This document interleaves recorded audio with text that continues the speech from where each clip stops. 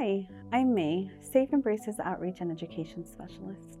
I became an outreach and education specialist at Safe Embrace because of my lived experiences.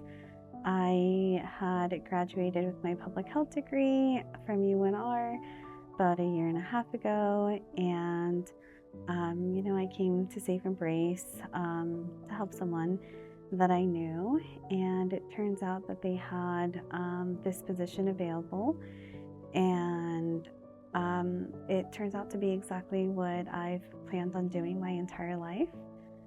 And partly that's because I am a survivor of domestic abuse, sexual violence, and human trafficking. So, when I was 14 years old, in the eyes of my parents, I wasn't really a good kid. And it's because I was talking to boys. I had a boyfriend back then. And when we talked on the phone, our conversations were recorded, and I wasn't aware of that.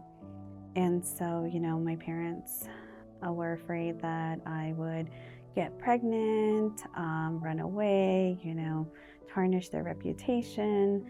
And so as a punishment, I was taken back to my home country in Bangladesh, and I was forced into an arranged marriage on my 15th birthday. On my 15th birthday, I was married off to a 27-year-old man who became my husband. I was there in Bangladesh for a year and a half until I came back to Reno to finish off high school here. The whole school knew that I was married. It was odd for them to have a high school student be married. My counselors knew. I'm not sure about any teachers that knew. But, now that I'm thinking back to it, if I was an adult and worked at a school and I heard that this child was married, I would bring it up to some concerns for, high school counselors, or, just check in with the child and see, hey, are you married because you wanted to, or was this arranged? How do you feel? Are you safe?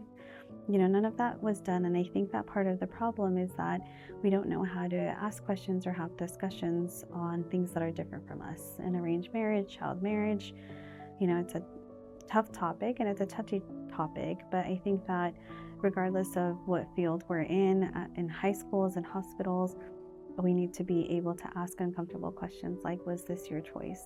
And I think that could save someone's life one day.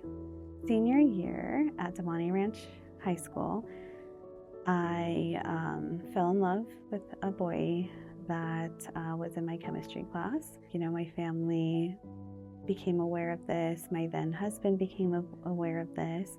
So the day after my graduation, I was sent back to Bangladesh to, step up in my role as a wife, as someone's wife. My then husband had complained to my father that it doesn't seem like our marriage is going to work out. And he told me that my father had advised him that we should have a baby and that I would step up into this role as a mother in addition to his wife. I said no. I said, I'm a baby. I'm 18. I don't want a baby. He didn't take that answer. And so then I was raped through marital rape to have a child and be pregnant at 18. So all of these decisions were made for me. And at 19, I came back to Reno and I birthed a healthy, happy baby girl. After I had my daughter here in Reno, my husband, he didn't speak well English, and he had family in Houston. So we moved to Houston for 3 years. And during that time, I wasn't allowed to work. I persuaded him to take some classes online just so I can, make something of myself and we can have more income and become something. So he finally said yes, but I could only take it online. We had a car and I taught him how to drive, but he ended up taking the car, 2 blocks away where he works, just so I wouldn't have access to a car. In all honesty, even today, I couldn't tell you how much my husband made. I couldn't tell you his income, his salary. We never ate out. He always did the shopping. There was a lot of form of control that was happening, but I just thought it was tradition, maybe culture. I've seen my dad handle everything. And, sometimes us women are taught that when men handle everything for you, they're taking care of you.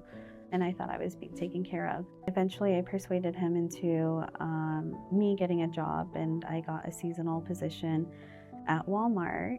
And now that I look back to it, I realized that I didn't even know how much I made an hour. I never saw the money that came in. I didn't know what bank account we had. I didn't know how much money we had or didn't have.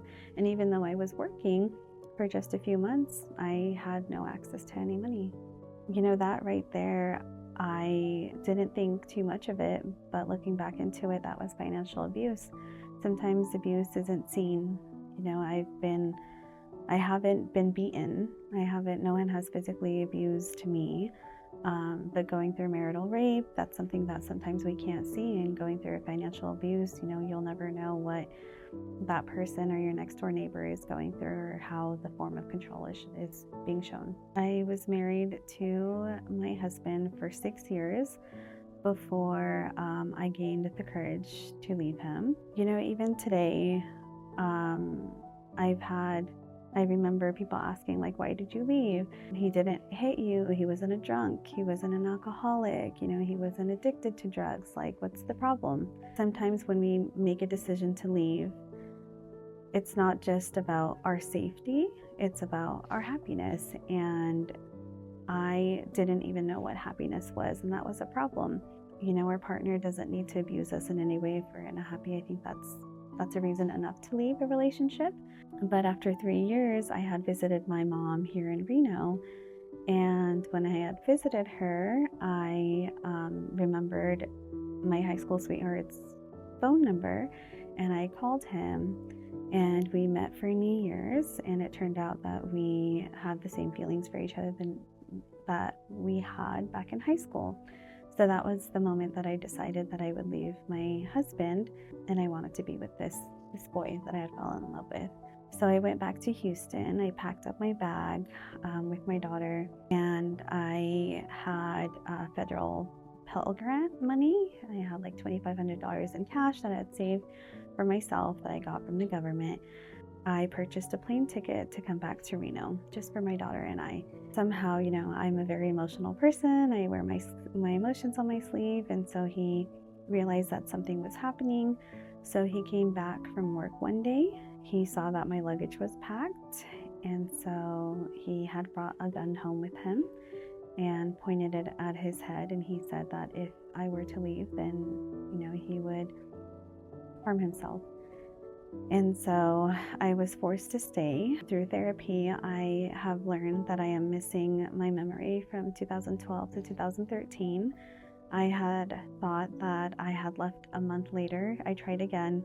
This time I didn't tell him. I bought a ticket again. I secured, shelter here with some old friends. I thought that I did this all in 30 days. But through therapy, I realized that I'm missing an entire year worth of my memory, being in survival mode. I've had thoughts of harming myself and my child during then to escape reality. And through all that survival mode, I don't know what happened within that year. But after the year in 2013, I was able to leave that marriage. I bought a ticket again. I came back to Reno. I stayed with some friends who helped me get a job and got me my own place. And then my high school sweetheart and I were able to make a whole new life together, and he was supportive throughout it all. A piece of advice that I would give to my younger self is to not have been so fearful of, to trust herself. She knew that something was wrong, but she didn't believe in herself. She thought that all of this was normal, or that she believed that she deserved this. She didn't feel like she was worthy of anything better. Also, that culture and tradition had made her feel that this was all okay. And I think that if she wasn't so scared of everybody and everything in this world, that if she spoke up, if she had a voice, if she learned to have a voice at 15 rather than 35, everything would have changed for her. A piece of advice that I'd give to another survivor is get help. Is really trust your instincts, trust your guts. If you feel that something is wrong, trust it. And sometimes we are taught that asking for help is a sign of weakness, and it's not. Everyone needs help one day or another.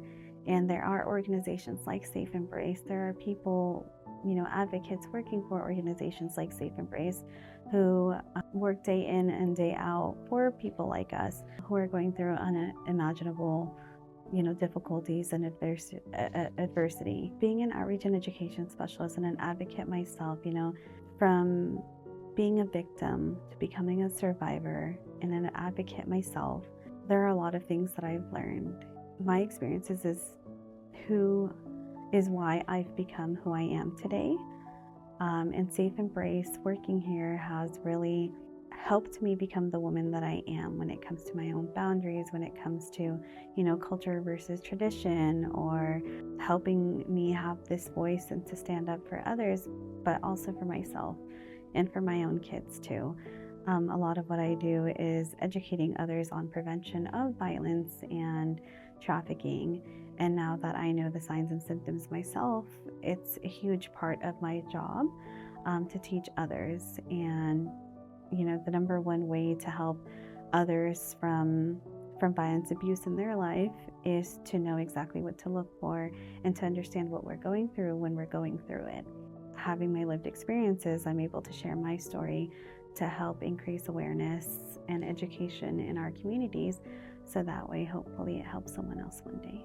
Know that we are out there, and a simple Google search, a simple phone call, like, we're open 24 hours. You have us. Give us a call.